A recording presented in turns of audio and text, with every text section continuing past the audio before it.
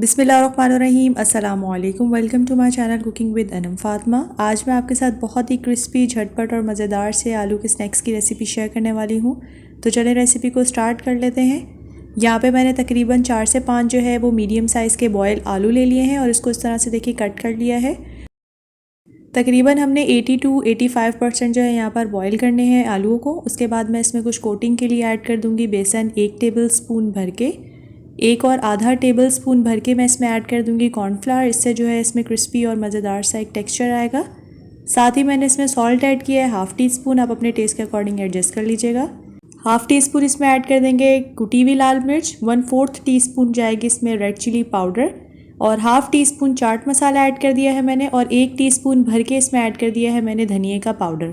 साथ ही मैंने यहाँ पर 2 टेबलस्पून भर के इसमें ऐड कर दिए हैं लेमन जूस के और हाफ़ टी स्पून के करीब मैंने इसमें काली मिर्चों का पाउडर ऐड कर दिया था और हाफ़ ही टी स्पून इसमें ऐड कर देंगे हम कसूरी मेथी ताकि ज़बरदस्ती इसकी खुशबू आ जाए।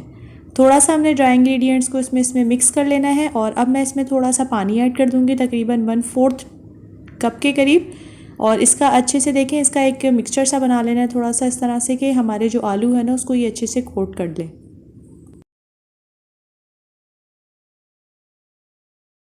आलू हमारे बिल्कुल रेडी है। साथ ही यहाँ पर मैंने तेल ले लिया है और इसको अच्छे तरीके से हमने गरम करना है। ठंडे ऑयल में हम इसमें ऐड नहीं करेंगे अपने आलूओं को। और गरम करने के बाद मैंने फ्लेम मीडियम टू लो कर दी थी और इसके बाद सारे हम इसमें पोटैटोज़ ऐड कर देंगे और इसको हम अच्छे से फ्राई कर लेंगे तकरीबन 1 से 2 मिनट तक के लिए, या तो उस वक्त तक जब तक ये थोड़े क्रिस्पी नहीं हो जाते। और ठंडे ऑयल में इसको ऐड मत कीजिएगा, उससे इसका टेक्स्चर अच्छा नहीं आएगा। और ये देखिए कितने ज़बरदस्त सा इसका टेक्सचर आ रहा है। इसी तरह मैं सारे के सारे पोटैटोज़ जो हैं वो फ्राई कर चुकी हूँ। ये हमारे ज़बरदस्त से पोटैटो स्नैक बनके बिल्कुल रेडी हैं। इसको गार्निश कर लेते हैं हम लोग धनिए के साथ। आप इसको किसी भी चटनी के साथ सर्व कर सकती हैं। बच्चों बड़ों सबको बहुत पसंद आएगी ये रेसिपी। अगर आपको आज की मेरी रेसिपी पसंद आई है तो आप इसको प्लीज़ लाइक और शेयर अपनी फ्रेंड्स एंड फैमिली के साथ ज़रूर कर दिया करें और मुझे फ़ीडबैक भी ज़रूर दे दिया करें क्योंकि मुझे रहता है आप सबके फ़ीडबैक का इंतज़ार। हम मिलेंगे इंशाल्लाह नेक्स्ट वीडियो में एक नई और ज़बरदस्त सी रेसिपी के साथ। तब तक के लिए अपना और अपनी फैमिली का बहुत ज़्यादा ख्याल रखिएगा और मुझे रखिएगा दुआओं में याद। टेक केयर, अल्लाह हाफ़िज़।